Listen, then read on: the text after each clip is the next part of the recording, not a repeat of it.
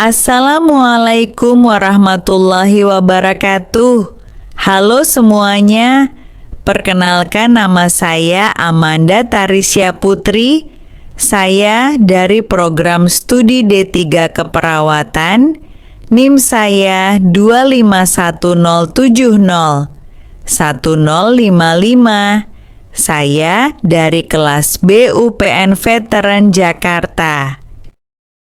Selamat datang dalam video ini tentang riwayat hidup Florence Nightingale, seorang tokoh yang mengubah dunia perawatan kesehatan selamanya.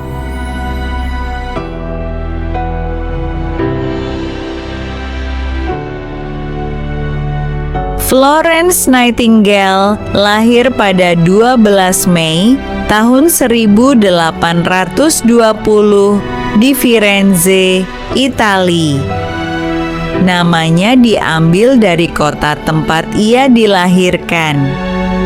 Nama depannya Florence merujuk kepada kota kelahirannya, Firenze dalam bahasa Italia atau Florence dalam bahasa Inggris.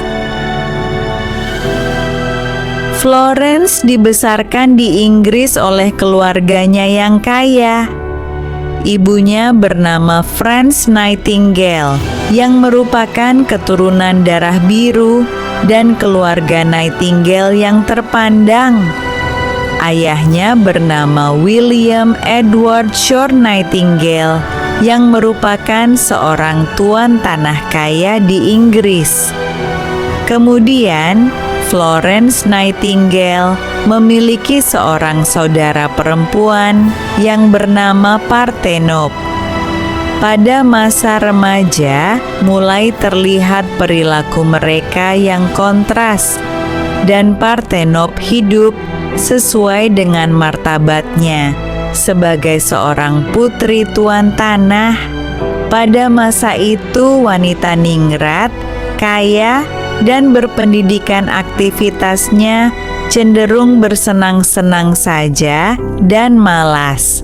Sementara Florence lebih banyak keluar rumah dan membantu warga sekitar yang membutuhkan.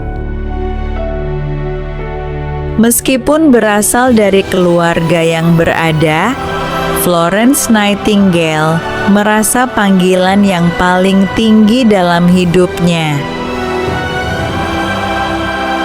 Pada tahun 1846,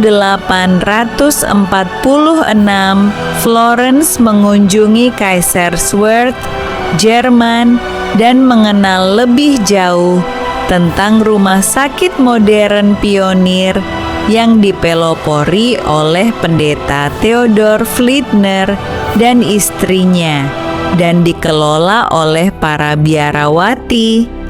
Di sana, Florence Nightingale terpesona akan komitmen dan kepedulian yang dipraktikkan oleh para biarawati kepada pasien.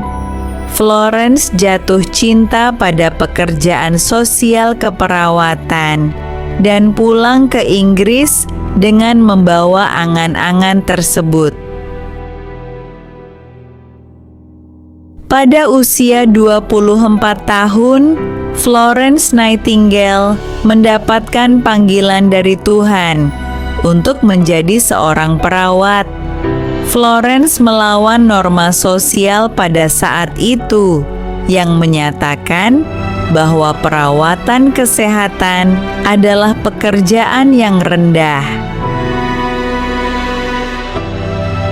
Pada tahun 1854, terjadi peperangan di semenanjung Crimea. Tentara Inggris bersama tentara Prancis berhadapan dengan tentara Rusia.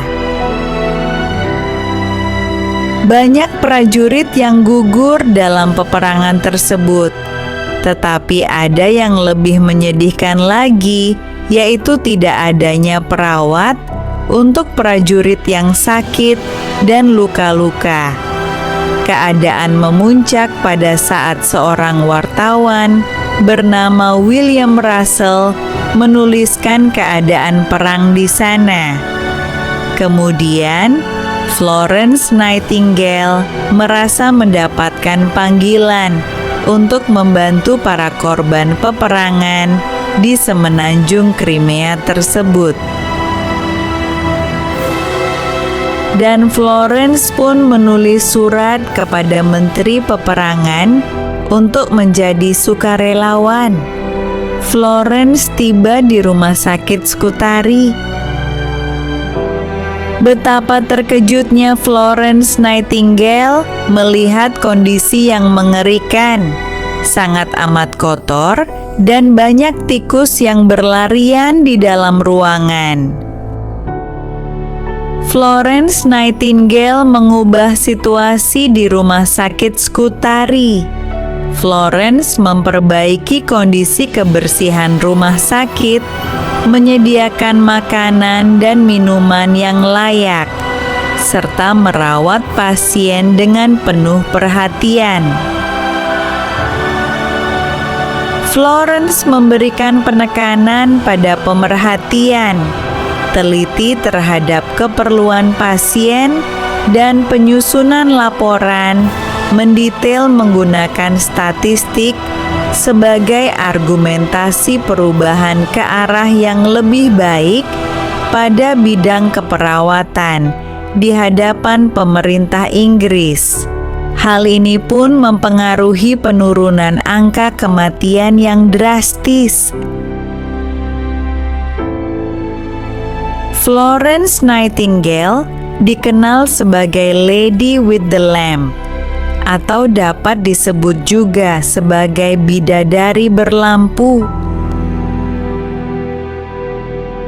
Florence disebut seperti itu karena ia sering berjalan di malam hari untuk merawat para pasien.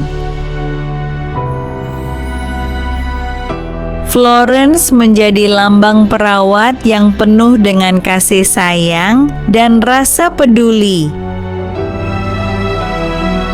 Setelah peperangan berakhir, pada tanggal 9 Juli 1860, Florence Nightingale mendirikan sekolah perawat di Rumah Sakit St. Thomas di London, Inggris. Hal ini merupakan awal dari profesionalisasi perawatan kesehatan. Kini sekolah tersebut dinamakan dengan Florence Nightingale School of Nursing and Midwifery, atau Sekolah Keperawatan dan Kebidanan Florence Nightingale. Dan sekolah ini merupakan bagian dari Akademi King College London. Florence Nightingale meninggal di usia 90 tahun pada tanggal 13 Agustus 1910. Keluarganya menolak untuk memakamkan Florence di Westminster Abbey. Lalu, pada akhirnya, Florence dimakamkan di Gereja St. Margaret yang terletak di East Wellow, Hampshire, Inggris.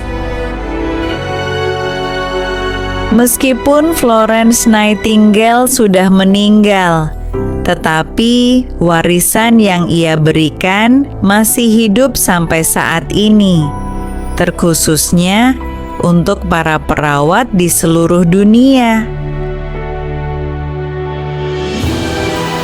Florence telah menginspirasi ribuan perawat di seluruh dunia dan membawa perubahan yang signifikan dalam dunia perawatan kesehatan.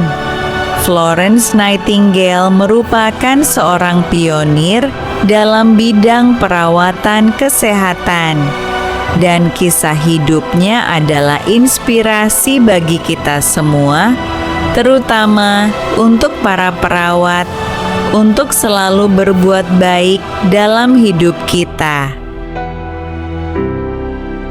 Terima kasih Florence Nightingale atas semua jasa-jasa yang telah Engkau berikan dan Engkau abdikan selama ini.